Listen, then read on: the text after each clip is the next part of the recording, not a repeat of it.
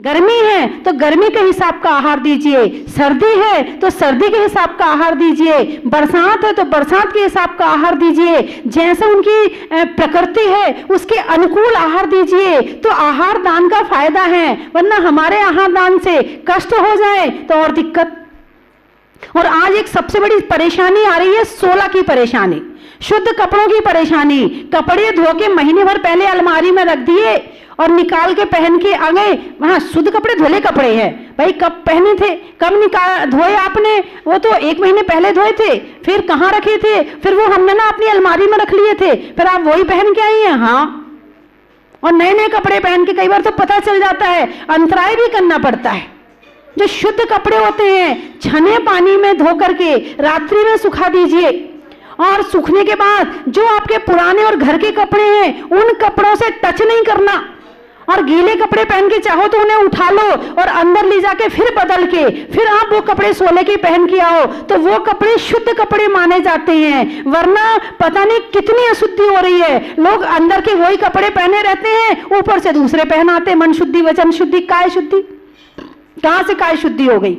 आपने अंदर के कपड़े तो वही पहने हैं, उसको टच करके पहना है। कम से कम वस्त्रों की शुद्धि, जैसे एक डॉक्टर ऑपरेशन हॉल में जाता है तो कपड़े को उबले हुए पानी में जो कपड़े होते हैं वो कपड़े पहन के जाता है, हाथ को 10 बार साबुन से धोता है। तो हमारा जो चौका है वो भी किसी प्रयोगशाला से और ऑपरेशन थिएटर से कम नहीं है। वो भी जितना शुद्ध दोगे उतने शुद्ध भाव रहेंगे, और जितना अशुद्ध दोगे उतने अशुद्ध भाव रहेंगे। आप कम दो, ज्यादा बनाने की जरूरत नहीं है, 10 सब्जियां बनाने की जरूरत नहीं है, 10 पकवान बनाने की जरूरत नहीं है। आप थोड़ा बनाओ लेकिन शुद्ध बनाओ। वो शुद्ध आप दोगे, वो दिन भर सामायिक में भी मन लगेगा, ध्यान में भी मन लगेगा, स्वाध्याय में भी मन लगेगा। और अशुद्ध खिलाओगे, फिर हम बैठ करके दुनिया भर की बातें करेंगे तो लोग कहेंगे देखो महाराज तो ऐसी बातें कर रहे हैं, माता जी तो ऐसी। अरे गलती तो तुमने करी है, जैसा तुमने पेट्रोल डाला है वैसी तो गाड़ी चलेगी। बात समझ में आ गई?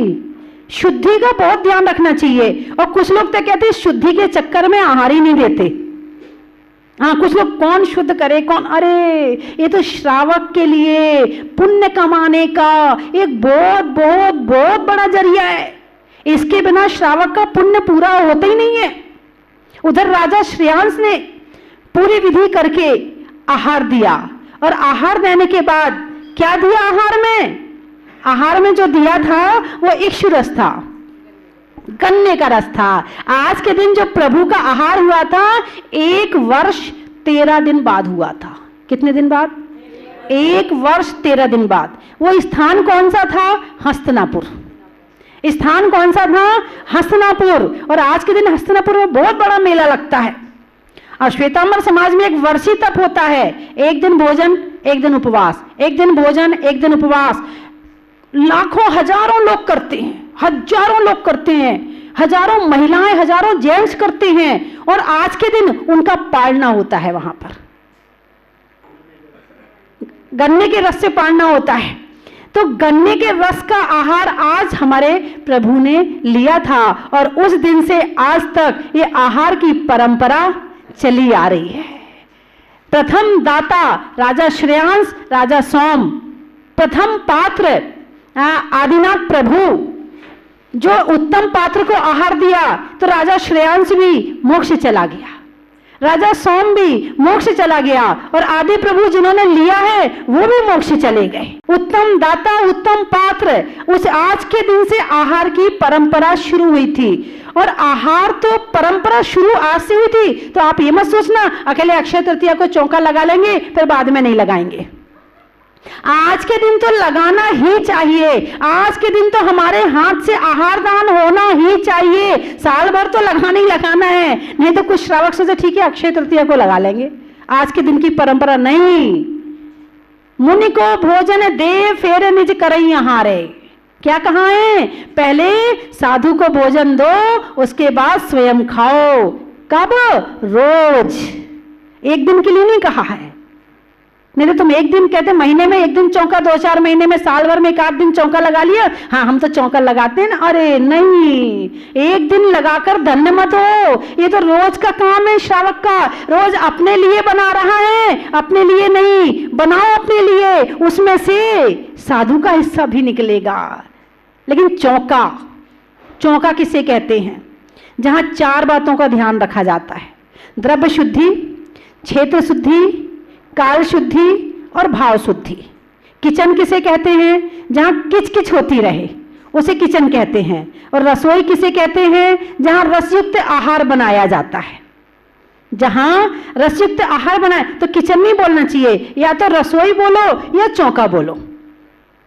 यदि आप ये नहीं बोलोगे, इन शब्दों का प्रयोग नहीं करोगे, तो आने वाले जो हमारे बच्चे हैं वो भूल जाएंगे इन शब्दों को।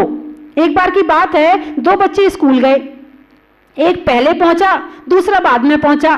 तो पहले वाले ने दूसरे से पूछा, भाई तू लेट क्यों आया? बोले मेरी मम्मी ने चौका लगाया। अब वो सामने वाला बच्चा, चौका उसके घर में कभी लगता नहीं था, तो वो चौका वो क्रिकेट के मैदान में पहुंच गया।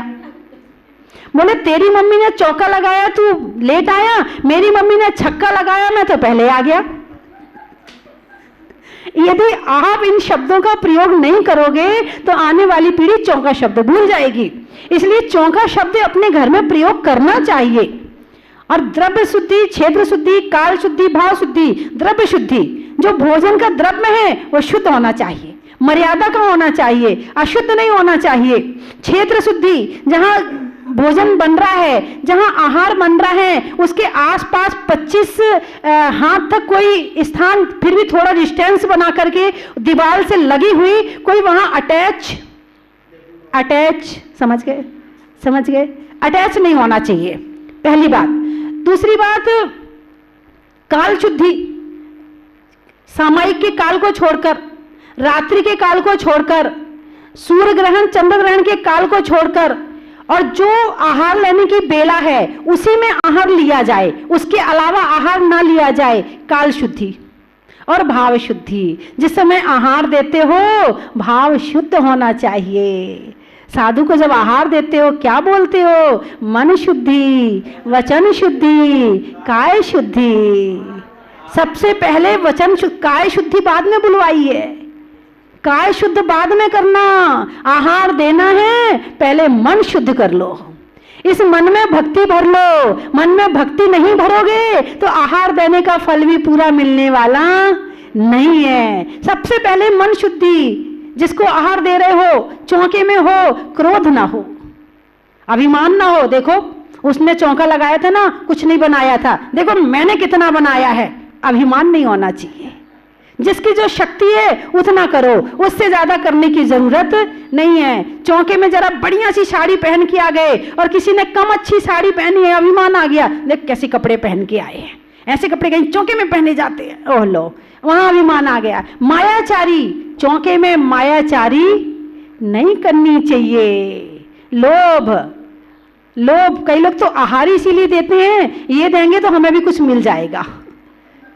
हाँ, एक बार जूस का नंबर आया, जब मैं गांव में आहार होता था तो वहां पर जो जूस का नंबर आता था तो सारी महिलाएं खींचातानी मचाती थी। तो मैंने कहा ये जूस में खींचातानी क्यों मचाती हैं, और चीज की खींचातानी क्यों नहीं चलती? पानी की खींचातानी नहीं है, रोटी की खींचातानी नहीं है, जूस की क्यों खींचातानी होती है? तो मैंने बाद में आकर पूछ ही लिया, मैंने कहा ये बहन जी जूस की खींचातानी क्यों करती हैं आप? बोले जूस देंगे तो जूस मिलेगा और नहीं देंगे तो नहीं मिलेगा। लोभ नहीं होना चाहिए कि इन्हें आहार देने से हमें कुछ मिल जाएगा।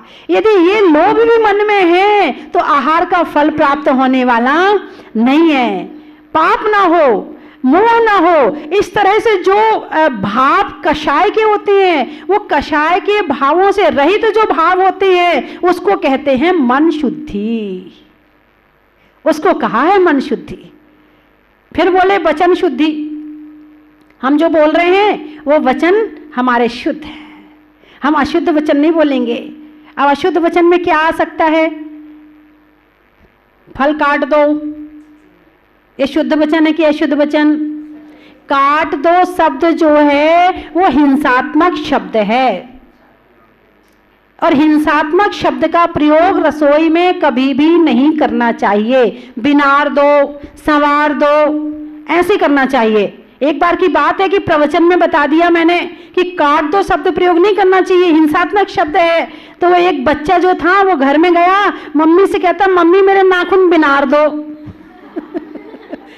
कितना असर होता है बच्चों के ऊपर।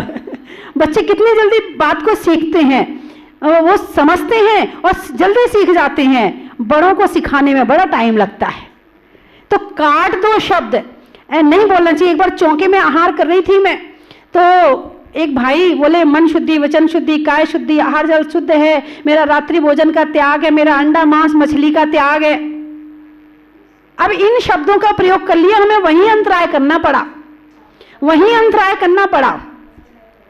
यदि इस तरह के शब्दों का प्रयोग करोगे तो अंतराय हो जाएगा। खून, पीप, मांस, उल्टी, इन शब्दों का प्रयोग चौके में नहीं करना चाहिए। उनकी मौत हो गई, वो मर गए, उनके यहाँ मौत में जाना है, या उनके यहाँ मौत से आए हैं, इस तरह के शब्दों का प्रयोग करने से अंतराय हो जाता है। इसलिए ऐसे शब्दों का प्रयोग नहीं करना, इसको कहते हैं वचन शुद्धि।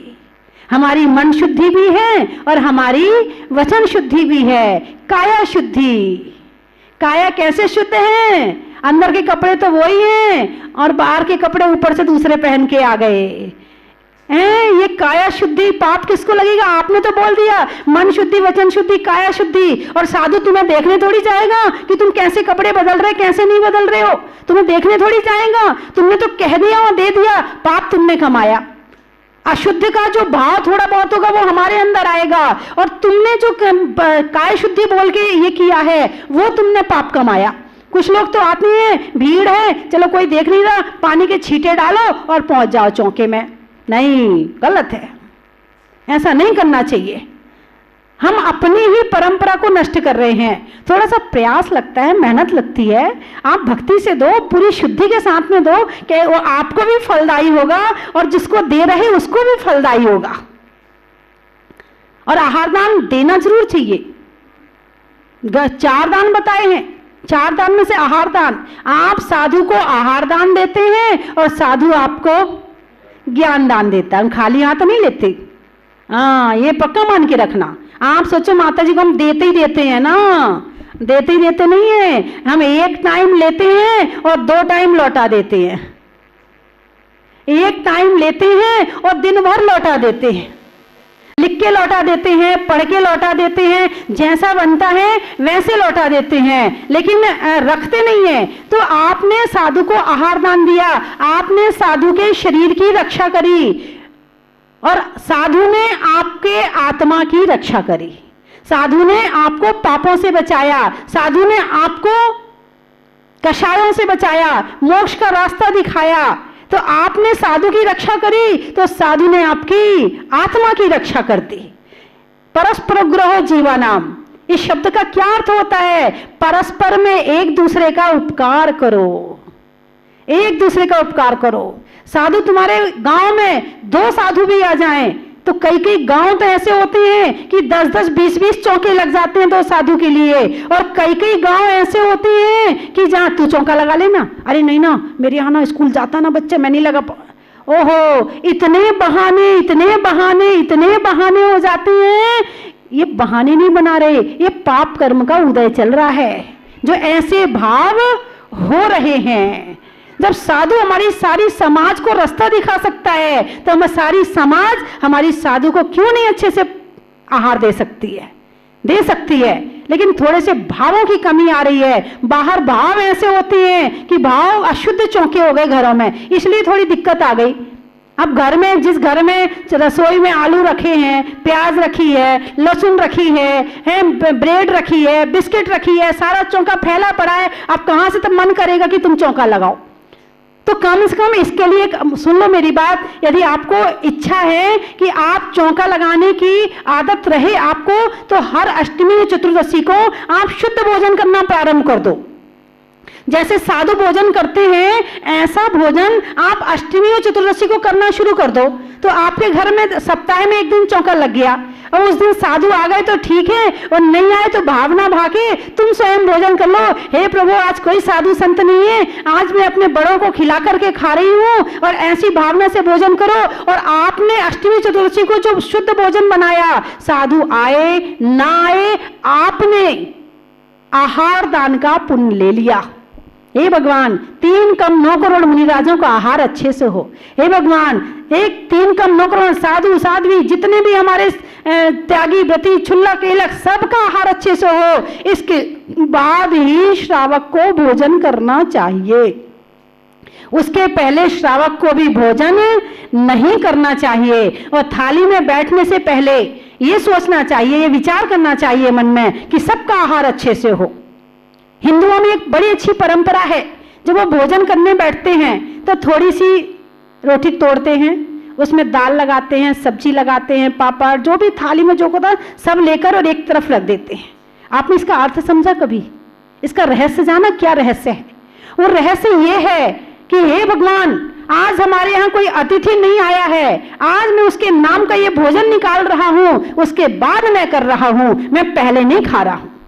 अतिथि देवो भवा, अतिथि देवता के समान होता है, और आज हमारे यहाँ कोई आया नहीं है तो उसके नाम का भोजन उस व्यक्ति ने निकाल दिया, वो दोष से मुक्त हो गया। क्या आपने कभी ऐसा किया? और तो और वैसे कहा जाता है कि पहली रोटी गाय की और आखिरी रोटी कुत्ते की। अब तो कई घरों से वो गाय की रोटी भी खुद खा जाते हैं, और नहीं, वो मैं नहीं बोल रही हैं, बहुत से लोग निकालते हैं, बहुत से लोग नहीं भी निकालते हैं। ये परंपरा क्यों है कि हमारे आसपास जो जीव जंतु रह रहे हैं, हम अकेले ना खाएं, उनको खिला करके खाएं। हम साधु संत को आहार करा करके खाएं। पहले पेट भर खिलाते थे और अब प्लेट भर खिलाते हैं। पहले भोजन बना के रखते थे तो विचार करते थे कि कोई अतिथि आ जाए फिर भोजन करेंगे, और अब भोजन बना के रखा है और कोई अतिथि आ गया तो सोचते हैं ये कब जाए तो हम भोजन करें। मिथ्या दृष्टि खाना खाता है, सम्यक दृष्टि भोजन करता है, और साधु संत आहार करते हैं।